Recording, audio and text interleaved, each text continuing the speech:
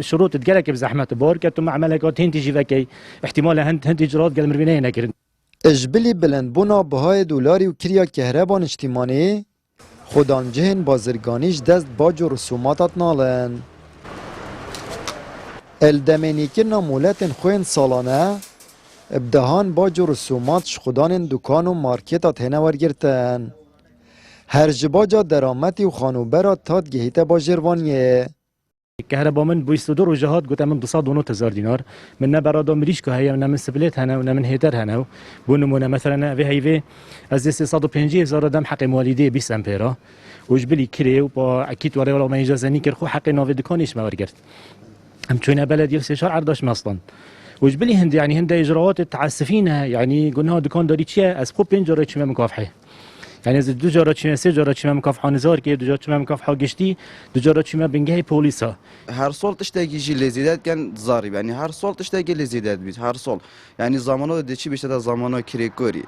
زمانه کریکوری بوچه زمانه کریکوری توش مستنی يعني میگه دکانی هم بخو است بوچه تو زمانه مش مستنی يعني چه بلدی حقیقی لشی بتنین دی چی دی بیشتر حق رقع هر حق رقع چوا هر متر و شیست دار يعني بار بك البلدی بخو نزدیکی 150-200 دشمرو ویستنش بلی حق عقد ایجاره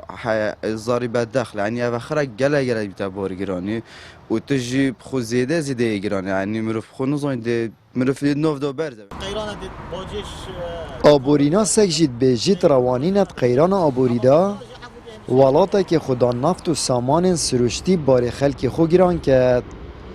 بلکو پیتوی بو باچ کمپانین زبلاحی نفت و پیوندی و گهاندن هاد باورگرتن. وارگرتنا في رجال مازنش رسوماتا و باجش خدانکارا دکاندارا ناگونجی تدگل باردو خی آبوری افریقای کردستانه هرچند باج بخو زانستین آبوری دا بویه که بودات پرویره کمالاتی و آبوریات یدانان لی چونکی قیرانه چونکی وضع خلکین خرابه چونکی درفت و دلیوین کاری نینن یا بازاری لوازه اف باجه ناگونجی تدگل دهاته و لواجی باشتره و حکمت هرما کردستانی پیدا چونه که سیاست وارگرتنا باجه دا بکتن و پیش بستن السرویه که بکتن که باجش کمپانیت مازن وارگرید یه پتروله و گهاندن و انترنت و اتصالات کمپانی سکیوریتی کمپانیت بازرگانیت مازن گرانیا باجا درامتی و زیدبونا چندین رسومات نی بوی اگر بازار لواز ببید بشکا خودان جهن بازرگانی جی نچار بوی نجهن خوب اگجاری بگیرن در انجام کلوپلت بازاری دا بلند بوینه